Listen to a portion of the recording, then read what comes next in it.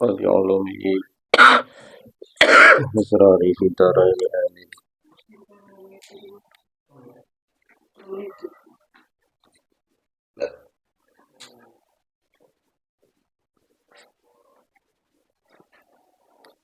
بسم الله الرحمن الرحيم.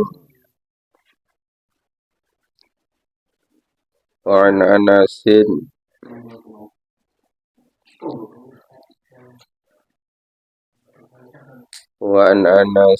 lan dan ceritakan saking Anas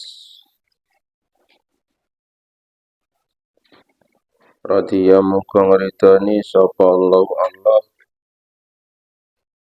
anhu saking Anas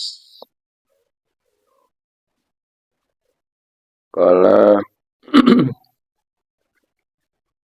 ucap sapa Anas kala dawuh sapa Rasulullah utusane Allah sallallahu alaihi wasallam Idza arada nalika ngarepaken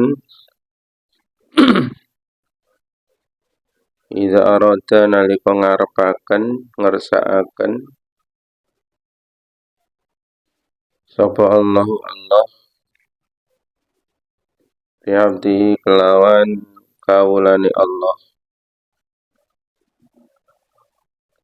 al khaira ing kebagusan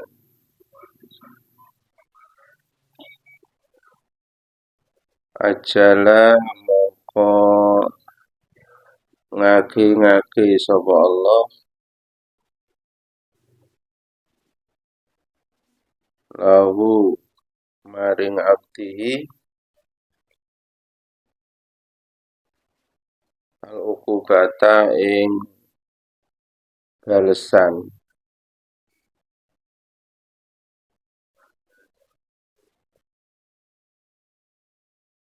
di dunia ing dalam dunia. Wa idza arada lan nalika ngersakaken sapa Allah bi abdihi kelawan kaulani Allah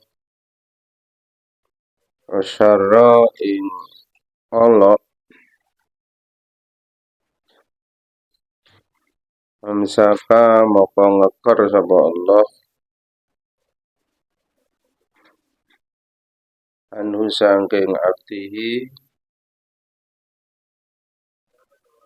bidambihi kelawan gawe dosane abdihi hatta yuwafiya hingga nuhoni sapa Allah bihi kelawan abdihi yaumal kiamati ing dalam dina kiamat.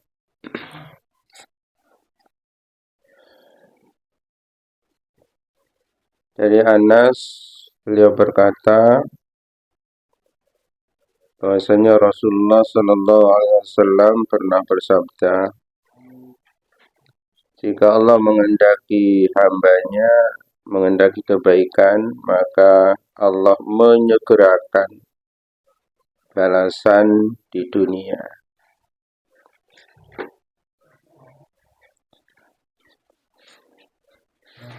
Artinya ketika Allah menghendaki seorang hamba sebagai hamba yang baik, sebagai hamba yang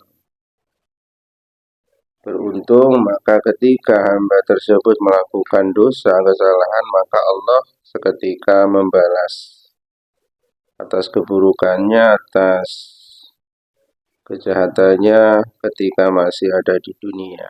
Jadi dosa seorang hamba yang dikehendaki orang yang beruntung, maka ketika melakukan satu kesalahan, maka Allah akan membalasnya seketika di dunia. Jadi menyegerakan untuk memberi balasan atas pelanggaran-pelanggaran. Dibalas ketika pelanggaran itu di dunia. Namun apabila Allah menghendaki keburukan, ketidakberuntungan kepada seorang hamba, dijadikan hamba yang celaka, maka Allah akan menahan atas perbuatan jahatnya itu. Jadi dibiarkan hamba itu untuk melakukan terus kejahatan-kejahatan itu. Jadi Allah tidak satu kejahatan kemudian dibalas, tidak, dibiarkan kejahatan demi kejahatan tetap dilakukan sampai Allah menemui dia ketika sudah diambil ruhnya, sampai ketika dia sudah mati, dan di hari kiamat maka Allah akan meminta pertanggungjawaban atas semua kesalahan-kesalahan yang dilakukan di dunia. Jadi enggak dibalas seketika di dunia, jadi dosa-dosanya itu tumpuk sehingga mati, dan besok Allah akan meminta pertanggungjawabannya. Artinya segala dosa-dosa itu besok seketika disiksa di akhirat. Jadi seandainya kita misalkan diberikan satu musibah oleh Allah di dunia, maka kita pun harus sadar mungkin ini balasan seketika yang diberikan oleh kita, karena kita mungkin punya kesalahan, kemaksiatan kepada Allah. Jadi ujian berupa apapun yang kita rasakan di dunia ini, mungkin yang kita rasakan pahit, sengsara, maka ingatlah bahwa apa yang kita dapatkan itu mungkin satu balasan dari apa yang sudah kita lakukan. Daripada kita hidup di dunia sama sekali tidak merasakan ujian, musibah, itu yang lebih bahaya. Dan semua itu nanti akan kita rasakan di akhirat dengan sepenuhnya. Kesulitan, kerepotan, kesengsaraan itu akan dirasakan sepenuhnya ketika di akhirat, ketika sudah mati. Ini bagi orang-orang yang dihendaki, orang-orang yang celaka di akhirat. Mungkin di dunia nggak pernah mengalami kerepotan, nggak pernah mengalami kesulitan.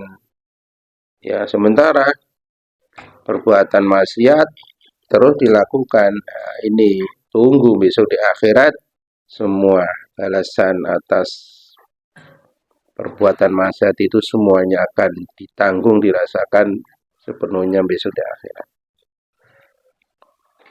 Waqala lan ngendika sapa an-nabiyyu Kanjeng Nabi sallallahu alaihi wasallam,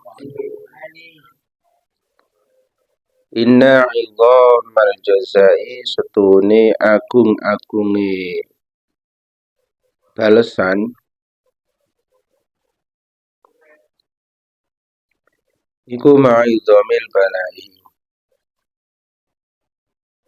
nyertani agunge belai.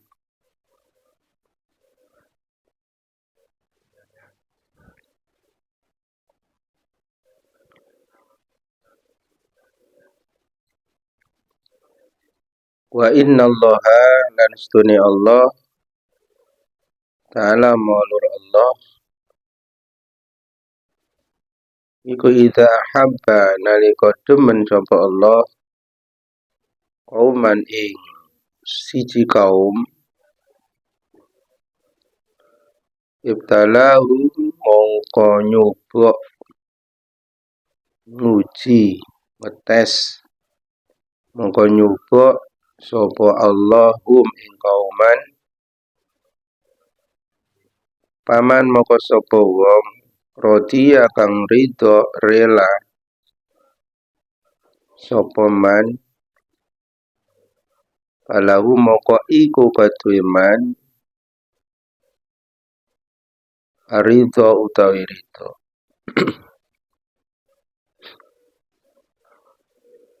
Waman lan sopone wong